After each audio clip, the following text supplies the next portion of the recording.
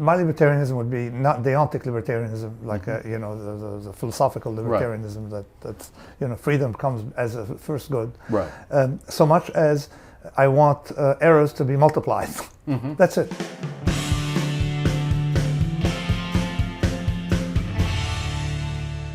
Hi, I'm Nick Gillespie with Reason TV, and today we're talking with Nassim Nicholas Taleb. Taleb's latest book is Antifragility, Things That Gain with Disorder, which looks at how to create institutions that can survive in the face of chaos and adversity.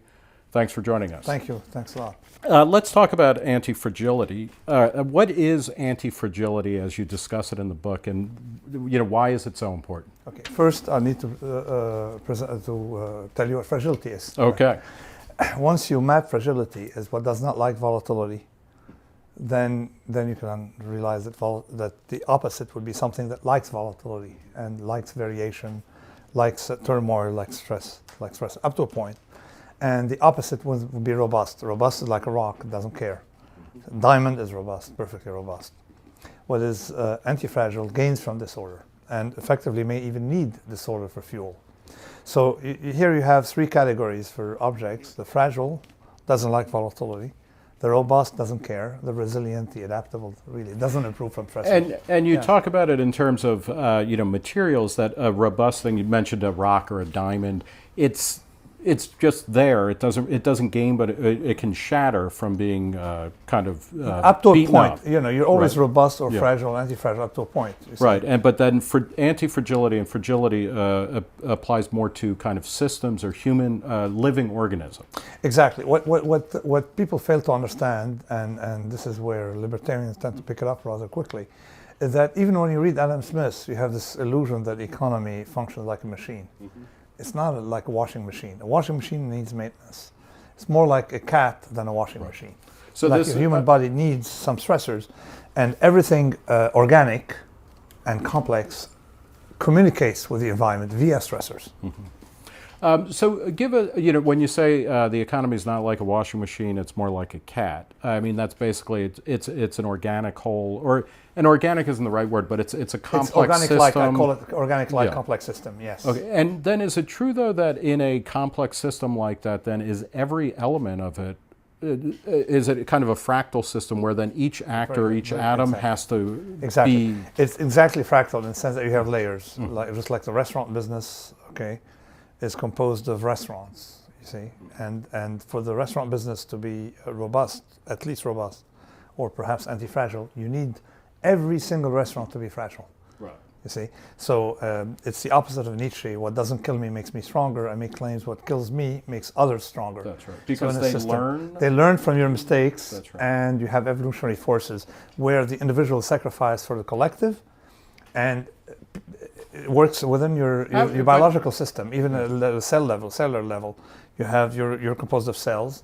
If you harm some cells, you see, your overall health will improve. Now this, talk a little bit more about that, because most people would say, okay, when you have a system and if there's a contagion in it, if there's a cancer in it, if there's some kind of stressor that starts taking over, it's going to spread to the whole system. And isn't this what we hear in the banking, in the financial crisis, that, there's a contagion and it spreads out?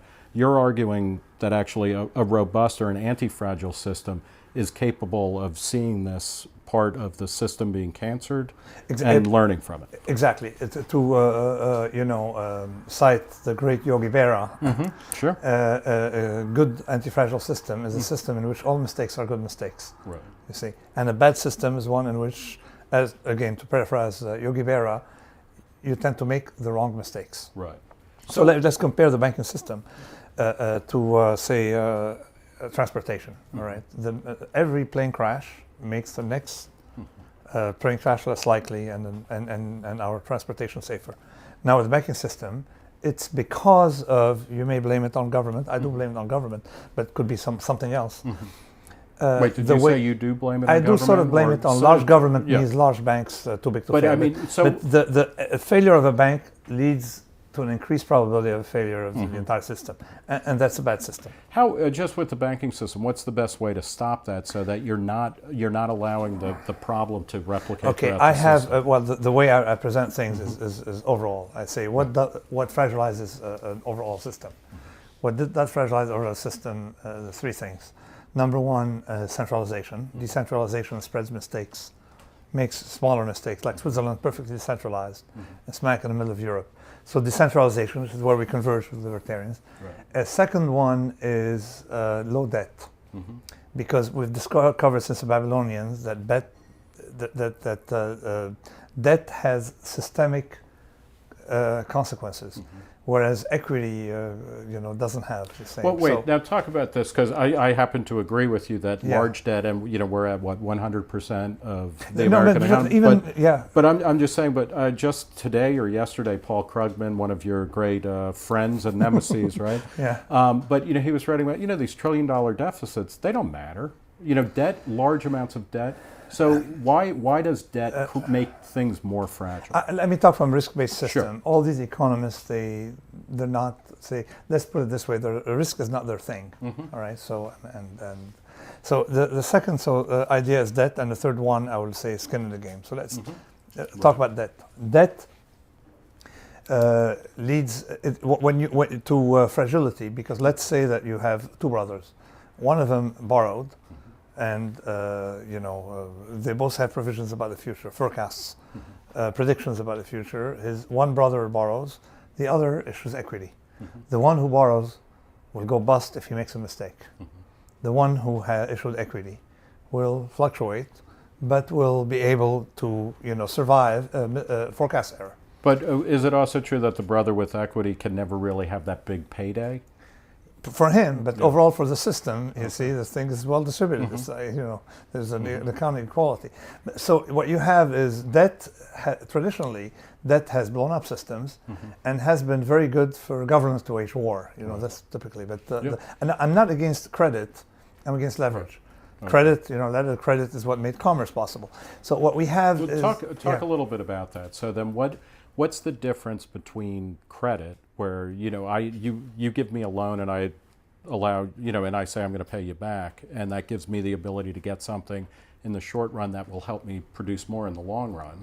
That's okay. Letters of credit most of banking started mostly. I trust you. You're going to go to Aleppo, Syria, and I'm in Florence, and you're going to send me some silk, and you trust me, and then I give you some money and then silk, and then my correspondent in Aleppo would pay you the minute I get my silk. That kind of transaction. So that's called letter of credit. You see, where you have like debt conditional on some commercial transaction being completed. Okay, and it also allows people to finance some inventory. Provided the buyers is a committed buyer. That kind of facilitation of commerce is how it all started, the letter of credit, and developed very well. Before that, we had debt in society, and it led to blow-ups in Babylon, and then they had to have debt jubilees, and then of course the Hebrews also had debt jubilees, and of course say neither borrowers nor lenders shall be. In the Septuagint, you see that and then you had the Romans didn't like that. The Greeks sort of didn't like that, except for a few intellectuals for some reason, like Mr. Krugman, liked that. And by the way, that's really diminishing the currency of the term intellectual. But okay. But and then of course later on that came back to Europe as a Reformation, and it was mostly to finance wars. The Industrial Revolution was not financed by debt. California.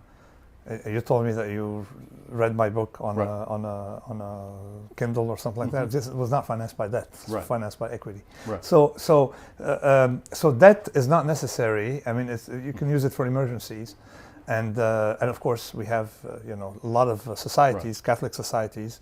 Aquinas was against debt, and his statements were stronger than the Islamic fatwa against debt. So just to tell you that we have learned through history that these things, debt as leverage, form of leverage, can blow things up. So this is where debt fragilizes. Now what we have had, of course, in this economy is growth of debt, mostly financed indirectly by governments, because you blow up, we're going to be behind you, and that was, that's what we're dealing with. So this is the problem with too big to fail, which went from being a worry to being inscribed in official policy. Exactly, it became sort of like the mode, and then but you cannot separate the three. large government. You cannot separate it. It's inseparable. The third point is skin in the game. Right. When you're a banker, all right, and you have the upside, no downside, what are you going to do? Create the maximum number of loans that don't blow up often, Right. and collect your bonuses. It's like selling out of the money option, and then of course you blow up. Now, how do I link this to fragility? It's very simple. Fragility is short volatility, you see, and selling an out of the money option is short a certain class of volatility.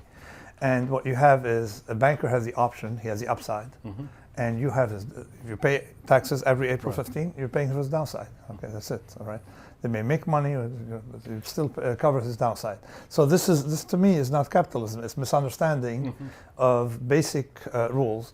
And skin in the game, started with Hammurabi. It led later on to eye for eye, and led to the golden rules, right? Well, now talk about how skin in the game plays out then in the current financial crisis. What we know. I mean, I work on Wall Street. I work everywhere. You have a lot of forms of asymmetries that are not visible to the public. Corporation, right? You own the corporation, and then you go public now, and then you sell it to some manager. Now, a professional manager, his aim is to look good so he can collect the bonus. He doesn't really care about the intrinsic health of the corporation. In banking, of course, bankers, we bail them out. In banking, I wrote on the Black Swan. I got so many letters asked me to prove it because people didn't believe it, and also bankers, of course, didn't like my book. In 1983, by 1983, for the last quarter of 1982, banks lost more money in money center banks that quarter than they made in the history of banking, of money center banking. And of course, we bailed them out. So we started the mode under Reagan. Right. And of course, later on, Greenspan made economic policy to accommodate. You refer to Greenspan as the fragilista doctor. Fragilista, exactly. Yeah, okay. But it's not just Greenspan. There was a fragilista. It was a system that bailed out banks, nationalized Continental Illinois, and then suddenly, allowed this asymmetries to prevail. Where is that coming from, though? Is that and this is where you talk about it's. I mean, big government is necessary for that, but then the pressure is coming from the banking industry themselves? Well, the whole combination, big government, big central government was a big, bailing out authority, coupled with a huge number of regulators who don't have a clue and who eventually are indirectly on a take, because in Africa, you see people have outright corruption, where I, give you diamonds or something. Whereas in Washington, you have this implicit, corruption. I call it the Tony Blair problem. The Tony Blair problem is you do a good job, and then you're going to go be able to work for $5 million a year at Goldman Sachs.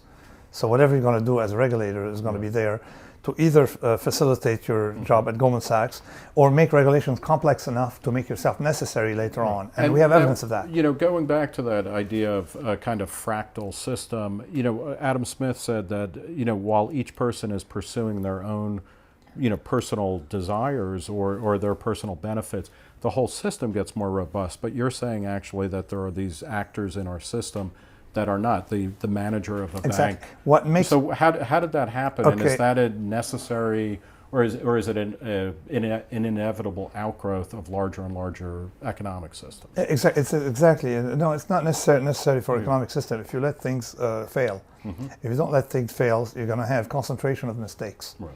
You see, that plus asymmetry doesn't work very well. Plus risk hiding, where you have regular. I mean, I spent 20 years fighting something called value at risk, that was mandated by regulators and allows people to hide risk in the tail.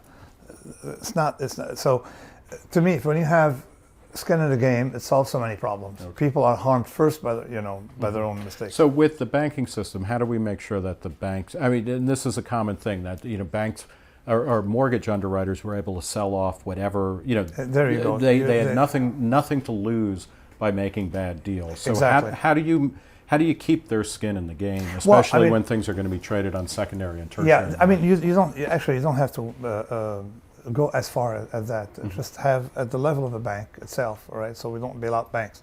Here we're bailing out individuals through these securitized mortgages. But just take the level of a bank. Bob Rubin made $120 million helping to stuff Citibank with risks. Right. And his boss made even more. And then they blew up, we're paying for it. And bankers even spat in our face by paying themselves 2010, higher level of bonuses than ever in history, all right? But So how do we solve it? Very simple. I have rules.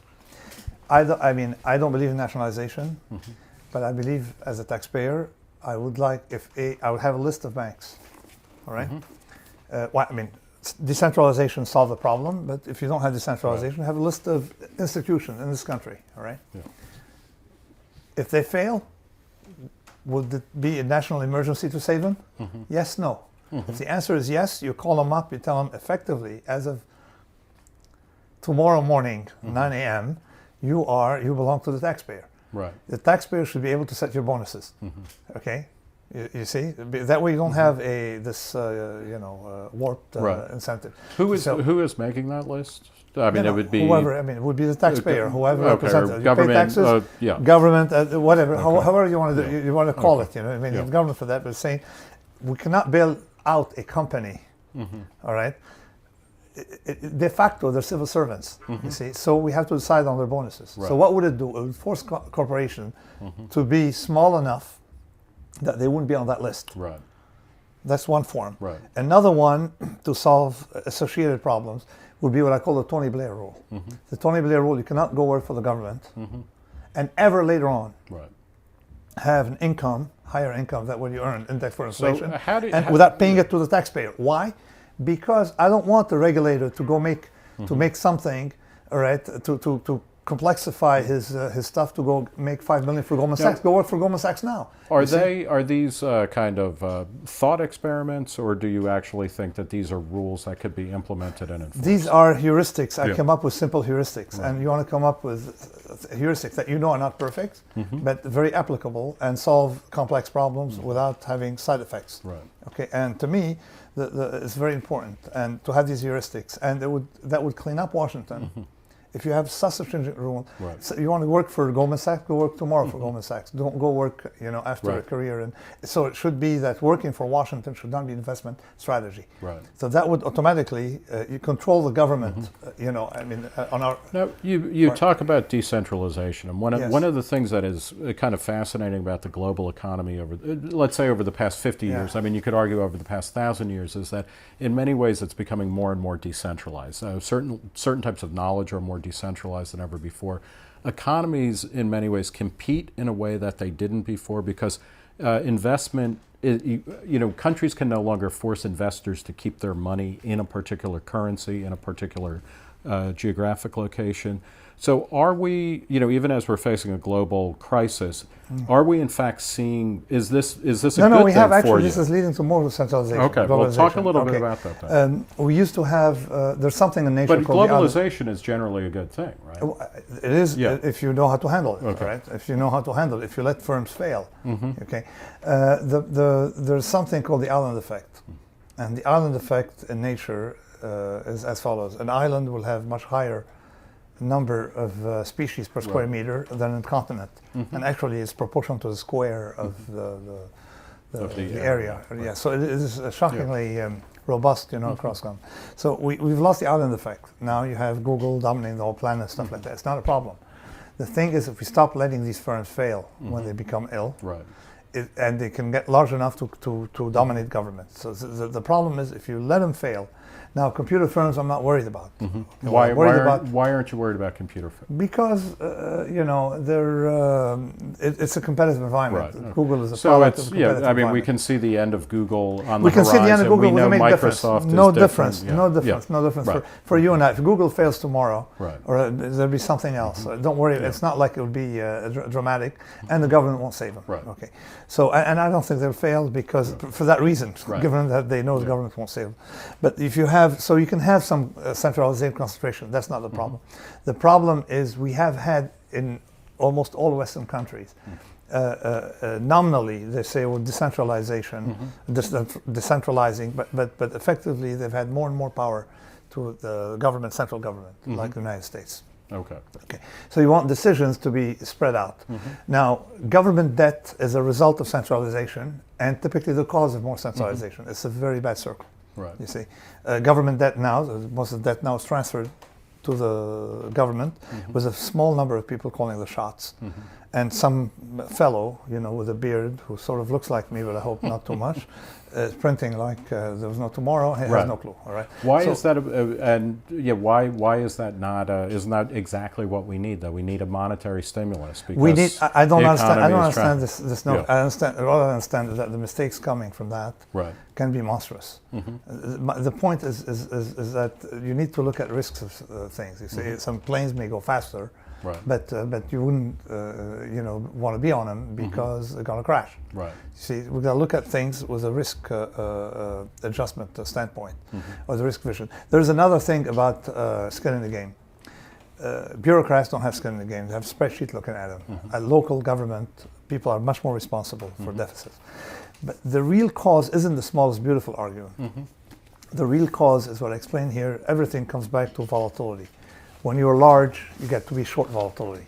Why? A £100 million project in the UK tend to cost 30% more in overruns and problems than a £5 million pound project. So you have, these errors scale faster and faster, and that is bad for the system. How do we get to a point? Because clearly, at least in terms of political economy and the intersection of big government and big business, there's no way in hell we're going to let companies fail anymore, it seems. I mean, what are the steps that can be taken to not necessarily scale things back, but just to finally say, okay, you know what, we're letting you go? Because during the banking crisis here, people were like, look, if you let these, Hank Paulson, who is certainly one of your bête noirs, he said, look, it's Friday afternoon. If we don't do something this weekend, on Monday, money won't come out of the ATM machines. How do you argue back against You're libertarian, are you? Yes, I certainly You are libertarian. What would you rather have, nationalization of the banks or moral hazard in the system? I would rather have moral hazard. Minimize moral hazard. Okay, the way you minimize moral hazard, you nationalize immediately and then work with it. Okay. So what we've done is... which is something Sweden did Hank Paulson led... Okay, the one thing people don't know, we're talking about deficits all the time, all right? Right. $500 billion every year. We looked at the firms, foreign and U.S., that were helped by the Fed during the crisis of 2008. Right. We looked at the compensation to their employees, $500 billion. Now, if that's not government money, what is government money? And that's part of our deficit. You see, that potentially we're going to have to pay back. Banking is a very inefficient business. Right. So I think that we should have nationalized. We wouldn't have had the problems we've had later, and then you would be forced to reorganize. Do you think it worked then in the context of GM, where there was effectively a nationalization, where the president was dictating personnel decisions? And nationalization is not something to save the company and bring it back to health. Nationalization is because the system doesn't work. Right. Okay, you nationalize and then you start from, you have, the government has control and we're no longer hijacked by the bankers. What has happened is the bankers took over the government. And with the Geithner and so this is Geithner, Paulson, everything. Rubin. Rubin, if you see the difference between Rubin and Paulson, you need a microscope in the end, all right? So it's that mafia of Wall Streeters who took over the government. I mean, look at what happened in 2010. How can we, as taxpayers, tolerate their paying themselves the largest bonus pool ever in 2010? Well, let's to talk a little bit more about the fragility and anti-fragility argument. In an excerpt from Antifragility, or a part of it, you talked about how you used to go to, after you realized you didn't have to wear a jacket and tie everywhere, you went to conferences of kind of futurists and people in the high-tech industry as well as kind of hip investment bankers. And at first you thought these people were liberated, but then you said that there was a problem with them, that they were kind of autistic and that they had an engineering mind. Well, there's something, I mean, I'm effectively close things to an engineer, but there's something called neomania. Neomania is when you want to change things, when you think the future is in more technological items. And if you look at evidence, exact opposite. I mean, we're in a room here, we're sitting on chairs, the Egyptian, but mostly reserved and these to cameras go back to the ancient Babylonians, but... No. What my point is that when you forecast the future, you tend to add complex items to it, and effectively is what you could do is remove the complex items that we are in today, like the cameras I would remove, but the chair I would keep. That's right. But something else. And the cameras are models of something that started 100 years ago. Exactly, and they will be replaced by something else. So there's something I call Lindy law, and it maps to fragility. The longer something has been in print, the longer it will be in print. Right. The longer technologies, anything non-perishable. So things are supplemental rather than kind of revolutionary. I mean, we're not constantly no, ripping actually, it's things out. even beyond that. It's like we're more into improvement of things that exist already than anything else. Okay. Well, this leads to one of the things that I thought was most interesting about antifragility was your emphasis. I mean, you're teaching at you teach risk management. You're good at math, or let me put it this way: you get into a lot of arguments about math. Yet your writing style and your field of reference is very literary, is very historical. Literary, but Roman. Okay, and at one point you wrote that one of the things that bothers you about economics and about a lot of social sciences is there's an absence of literary culture, and that leads to a future blindness. Talk a little bit about that, because the way we're taught in the U.S. is kind of literature, the humanities are kind of bullshit, or it's like frosting you put on top of something else. Okay, I have my view is a little different. Is I like to teach the classics, not to teach what Scott Fitzgerald ate for breakfast at a given day. You see, that to me is not literary. Not what. Right. This is why I don't hang around literary circles. Right.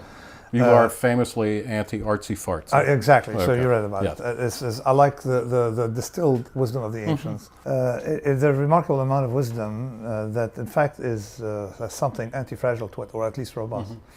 If you map fragility has more downside than upside from random events, which is exactly what is concave in mathematical form or shape, hates volatility. Once you map fragility that way, an existing item, anti-fragile means has more upside than downside. The first person to really understand the point in history was Seneca. Seneca wasn't Greek; he was Roman. The great he was a wealthy philosopher, Stoic philosopher. Tutor to Nero. Tutor to Nero, but he was the wealthiest man in the world in his day, supposedly, or happened to be for a while. It was random at the time, but his idea was how to get more upside than downside in life, and he realized when you have wealth that you have more downside than upside from it. You get used to it, you habituate it, and then he forced himself. This is one of the reasons why I stay poor. Because that way I'm always on the upside. Well, that's his idea. He forced himself to become poor. Okay, He had 500 desks to write on, but he faked like he was a shipwreck once a week, something like that. So he understood that notion of anti-fragility, and it's very strange. Scholars don't. How did it end for Seneca? Well, he committed suicide, but it was dignity. The whole idea is the entire idea for a Stoic is that is that you can't control randomness. You can control how you behave. Right. And he behaved he died the way he wanted to die, which is with honor. Talk about, because one of the things that is, I suspect is one of the reasons why you are as kind of popular and as, which isn't quite the right word, but as dashing a figure as you are, is that in the United States, certainly it's rare for an intellectual, particularly one who's good at math, to also have any sense of, that the Romans existed as something, something we could still learn from. You decided at an early age you were interested in becoming a philosopher. Talk about that, and then how that linked into the work that you're doing now. Okay, well, I wanted to be a philosopher from the beginning, but then I decided, then there was civil war in Lebanon. I left, came back from France, and I went back and I realized I had too many books to read.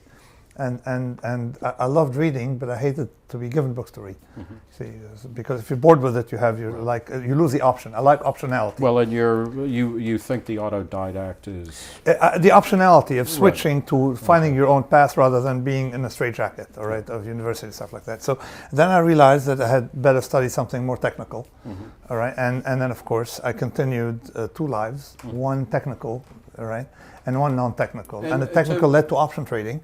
All right, and the option trading led to more doctorate related to probability theory applied to options, and some problems, in off model, and some obscure stuff. So this is so my background was technical by day, literary at night. You see, with the classics aren't really Roman, but I think like a Roman. The Arabs and the Greeks think in the same way. They love theory. They respect theory. They respect ideas. They respect same things, top down. Right. Whereas, although the Arabs were, into systems that were bottom up, but thought-wise, they respect top down. And the Romans were immensely heuristic. Right. And I mean, it's experience versus exactly. or empiricism versus abstraction. It is a form of tinkering and trial and error. And then the Romans understood optionality. They understood that the constitution of the republic was made through adversity. You see, bouncing back every time, getting better, and rather than Lycurgus from top down thinking of how things should be. And in a way, they figured out what it took me a long time, to be able to put down on paper optionality, the option of changing. Not being locked into a plan. Right. They understood it. But at the same time also using the past as a guide or as a framework. Exactly. Same as I was talking Lindy effect, is technologies. Right. What has survived has to have survived for a reason. Right. So it could be hidden reasons you don't understand, you don't try to rationalize. Right. So but you're also, but you're not slavishly devoted to replicating the past or preserving the past. No, the idea is as follows: whatever change you're going to do needs to be incremental, and minimize adverse consequences of it. And you don't believe your ideas. You only believe what you see. So this is really, I mean, you're very interested in the limits of knowledge rather than the perceived power of an all-encompassing universal genius. It's exactly the opposite of someone said, what are you doing? I say, take the theory of everything. I'm doing the exact opposite. How to make decision if you don't understand everything. Right. So that's the idea. But yet you do have a single kind of line of thought that runs through everything. My line of thread is probability. Probabilities have a superb thing going for them. They add up to one, right? So so there are mathematical things that come from that. The fact that probabilities add up to one, that you never have the whole story. You see, and you never see 100% of things and stuff like that. There is a thread, but the way I framed it here is again, it's a probabilistic thing. It's hard to explain, without graphs. Is that whatever has more downside than upside from random events has some attributes, and these attributes are shared by everything that has these attributes. Like, for example, if I take a medicine and I don't understand how it works, or don't have a lot of history, I face more downside than upside. You see, or I should act as if I face more downside than upside, because benefits are seen and small. And when you go against Mother Nature, the benefits can only be small. Right. You see, against the history of nature if you're not very ill. So all these considerations come from the same thing. Are you long an option or short an option? And in life, you make a decision where you have maximum option, right? So it's not like a theory of everything. It's a decision-making rules that are distilled, that are, to me, not as original as they appear. Right. They're not particularly original. If we are sitting now, 2,000 years ago, at Seneca's table, and he had a good table, right? He had a good table, and the next day it would force you to become poor again, but you can enjoy dinner. And we were talking, nobody, people would say, what are these guys talking about? Right. All right, it's so unoriginal. Tell us something we don't know, right? So that would have been, so that's sort of like my background, yes. How does that fit in with, I mean, you have shown another reason why I think you have, really captured a public imagination is because you speak freely and openly and hostilely towards your intellectual adversaries, and I have a commitment. If I see fraud, don't shout fraud, I am a fraud. Okay. And so, it applies to everyone. Well, let me run through a couple of your greatest hits, because they're really good. New York Times columnist Thomas Friedman, you called so vile and harmful that when you accidentally made eye contact with him, you became nauseated. Joseph Stiglitz, the Nobel Prize-winning economist, you talk about Stiglitz syndrome, which is what happens when public intellectuals have absolutely no responsibility for stupid and bad predictions. Nobel laureate Paul Samuelson is an intellectual fraud. Paul Krugman, I don't think in your entire corpus you have anything good to say about them. No, Samuelson and Krugman is a little different, because I didn't say, or probably I didn't remember, in that, but I say that they have no consciousness of risk. So they propose a model, we should follow it. They don't have no idea of risk. And I think risk should come first, because you're endangering the public by giving reduced models. But the idea that runs through the whole thing is, let me be technical for 2 minutes so I can relax. Sure. Something called Jensen's inequality, which is like when you have a convex payoff, you benefit from randomness, and when you have concave payoff, any error of your model is likely to hurt you. Right. Okay, and typically they have concave payoffs. Like the policies by Krugman, all these can be voiced as concave payoffs. Right. Nothing wrong except they don't know it. Right. You see, this is what I mean is missing nonlinearity of items. It's a little technical, so in the end I have a section showing how we can talk about mistakes made in economics by having concave payoffs. What is your goal as a public figure? I mean, I don't want to be a public figure. Okay. I mean, I spent 5 years after Black Swan. Well, the first 6 months, 9 months, 1 year, I walked around thinking it was nice to go to Davos, and then I didn't like it. Came back home. Why became didn't you like it? Too many empty suits, and also. What's my profession? It's to write books. Okay. I only write articles. Let me tell you, I only write articles because to explain some of the idea of the books, and I do technical papers and books. Right.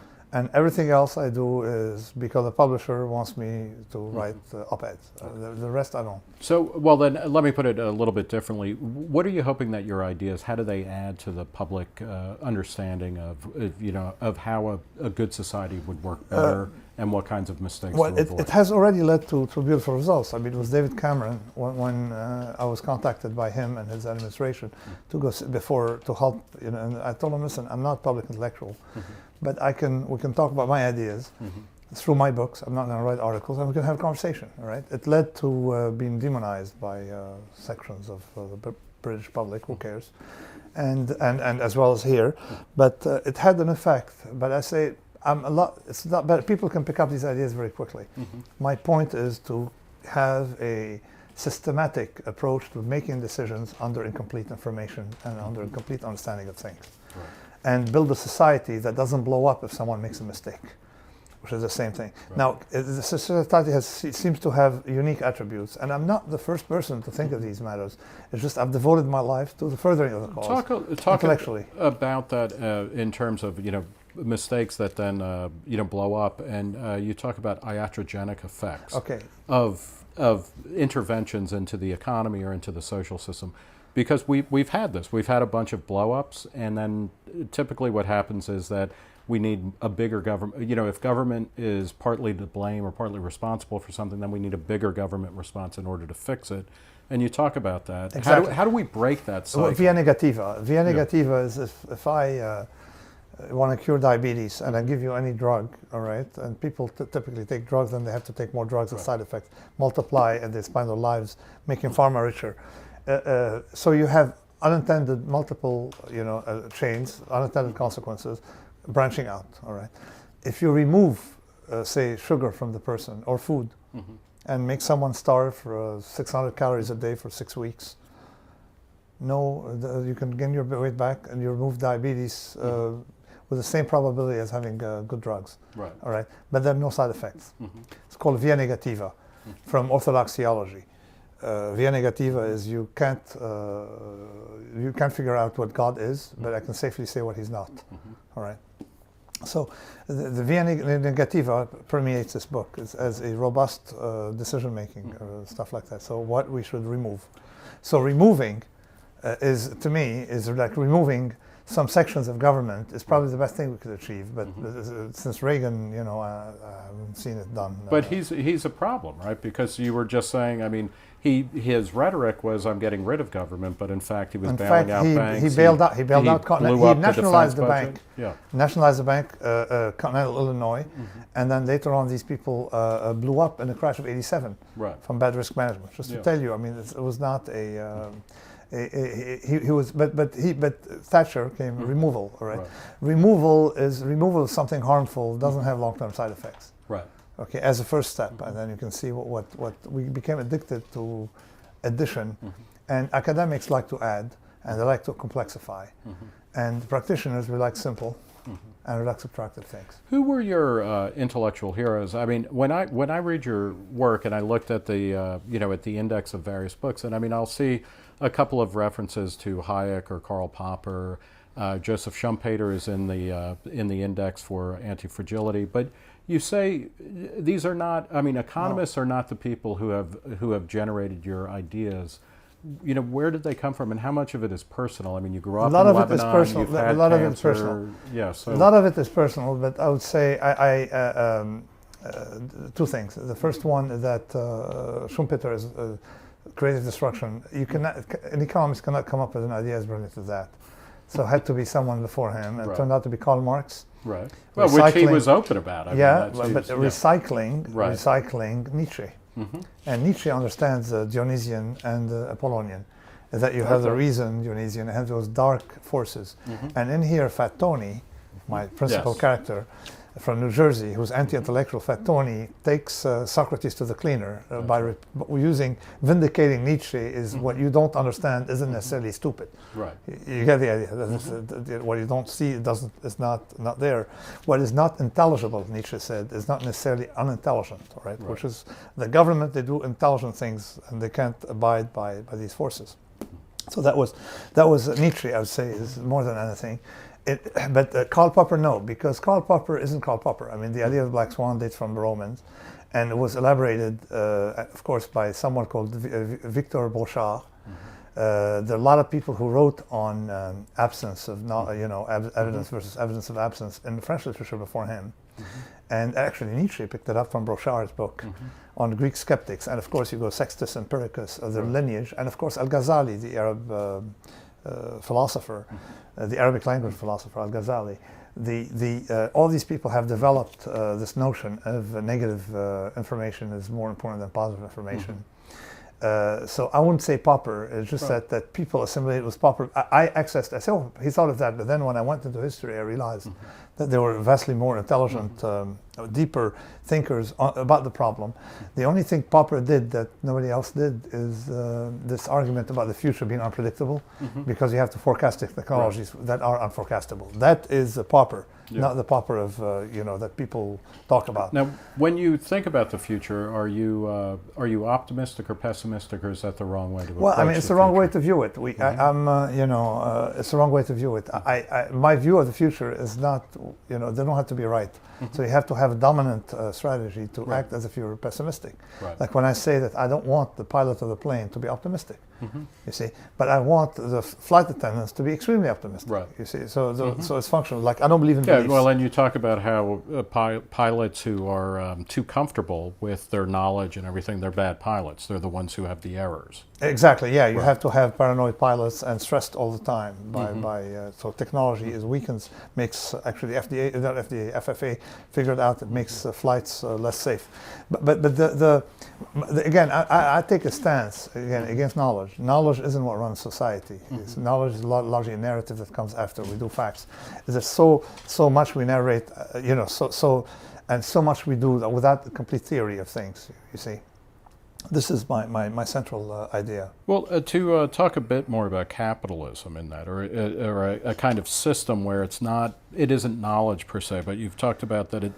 A lot of people talk about it as, what's great about capitalism, it creates incentives that lead to success. When actually, capitalism, in your view, is about decentralization, about creating disincentives and failing early. It's the exact opposite of incentive. It's disincentives. Right. Is have people have since Hammurabi, we've had civilized society, people living together, only able to do that when people are accountable for their mistakes. Where are the kind of signal incidents of decentralization that's leading to better outcomes?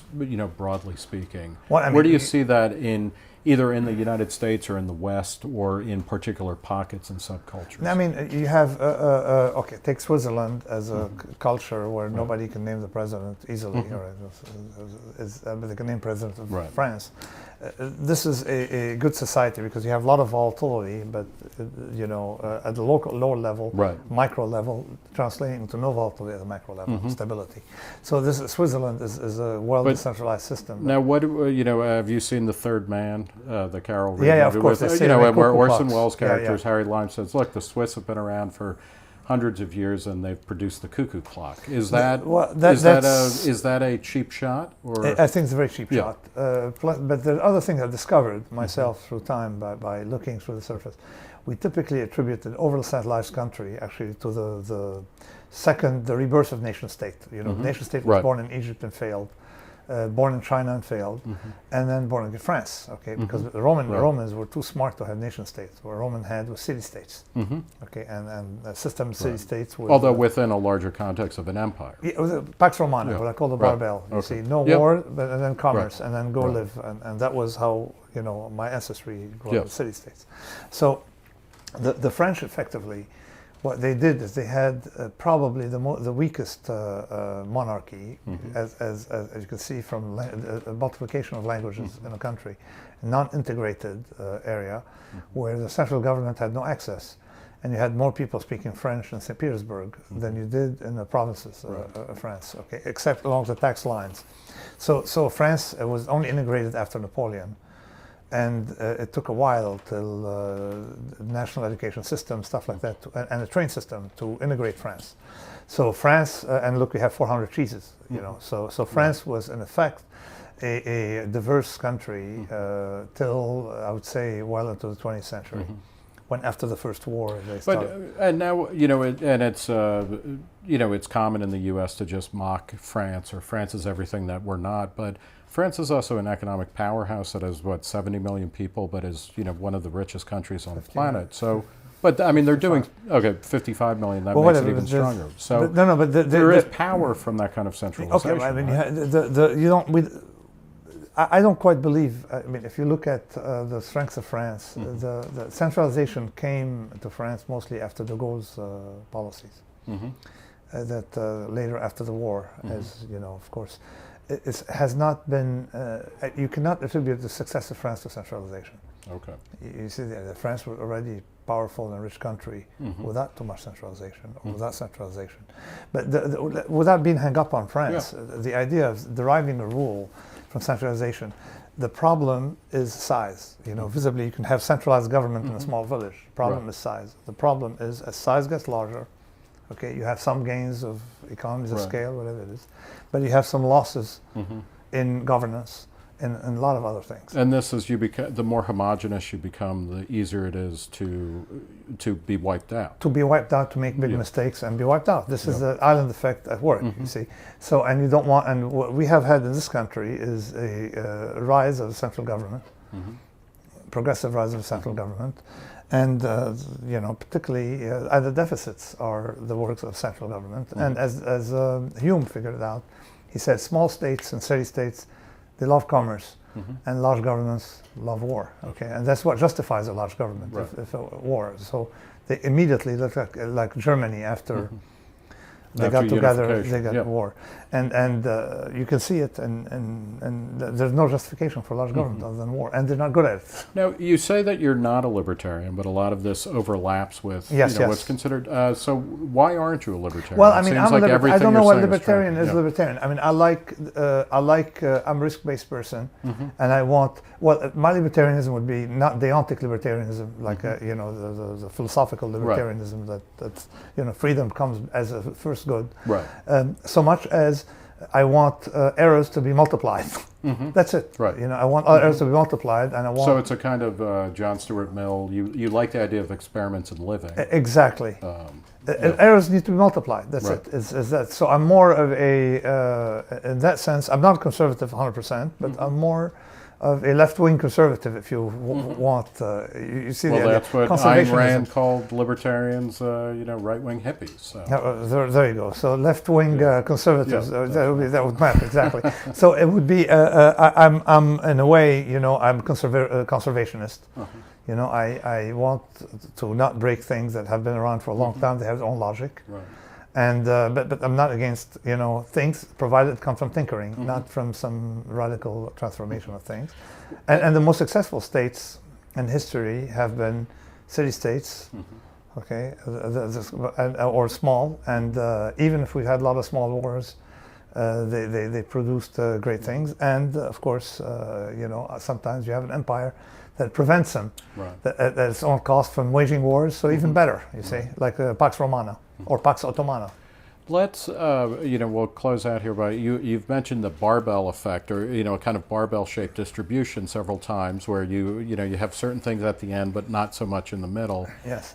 You also write a lot in Antifragility about barbells in terms of lifting. You at one point said that you could deadlift 330 pounds. I didn't say I could deadlift. Oh, I say okay. if I deadlift 330 pounds. No, visibly I deadlift more. Because we happen to have more. a stack of weights out here that we were That's going to. very good. So we can try. But talk a little bit about, because I mean, this is one of the things that I find both really. I didn't say I was comparing. I was no. What happened is that the beauty of this book, the critics are incapable of addressing a central point. Yeah. So they nitpick and they nitpick on the wrong thing. There's more than 330 pounds.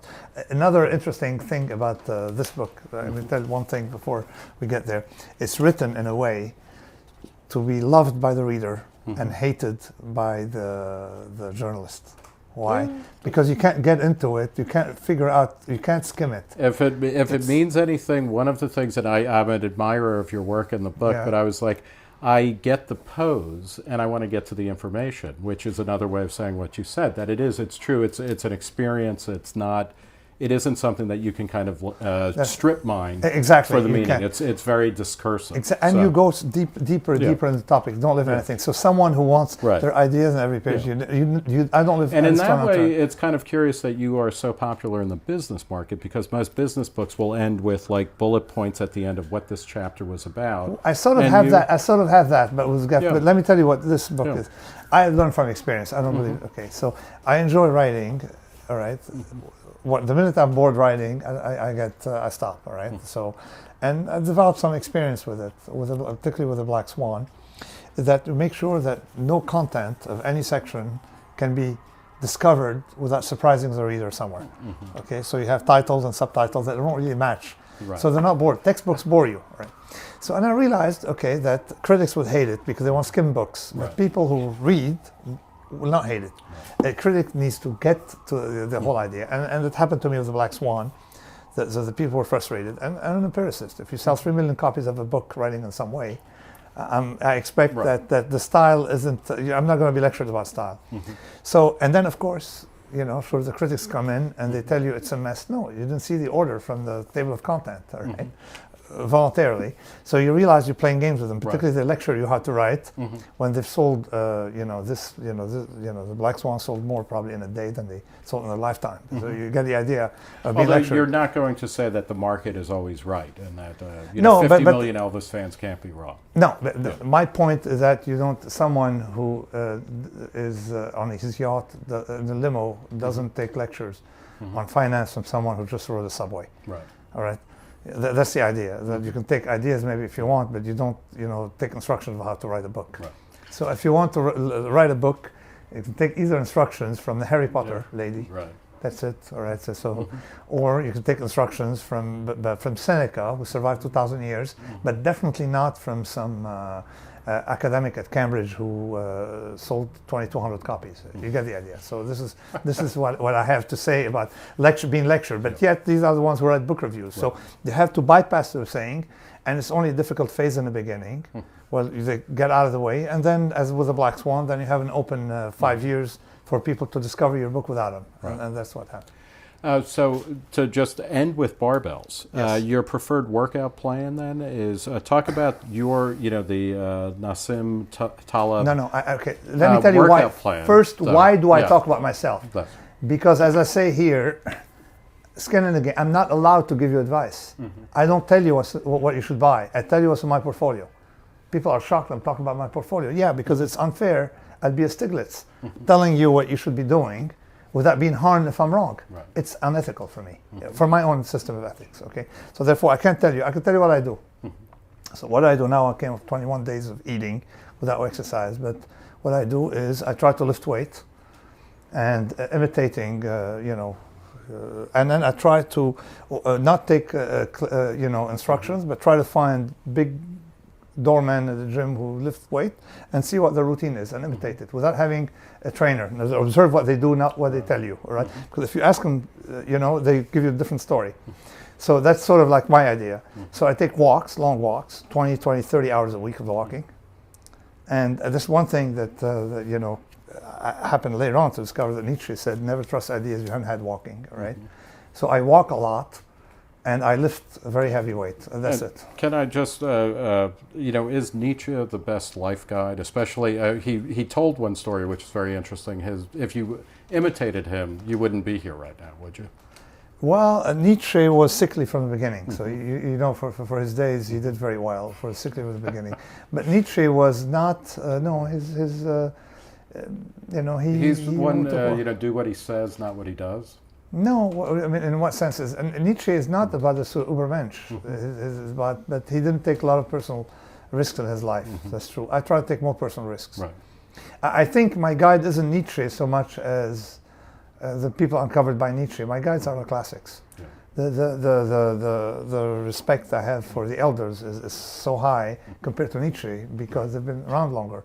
Yeah. But if you look at how the elders were, the only thing they respected is courage. And of course actions, not words and stuff like that, and also skin in the game as a rank. So and now I'm taking risk not with whatever. I'm trying to take risk with this. I know that I'm going against the establishment, saying things the way they are. Lawsuits are probably going to come. So what? The more risk I take for my ideas, the happier. The better I do. You or the better I do. Why? Because if you fail, then I learn from your mistakes. That's true, and also, you probably, if you have a cause, and we have similar cause for a lot of things, it would probably help. But I have absolutely the only thing that makes me feel that I am. My idea of living is taking risks for causes. So the more risks I take now of being attacked by academia, by someone putting some note on my dinner table in a restaurant, the more I do, the more I feel good about myself. Well, take risks. Thank you very much. I want to. I think we'll end it there. Thank you. Nassim Nicholas Taleb, author most recently of Antifragility. Thanks for talking to Reason. Thank you very much. Very much. Thanks.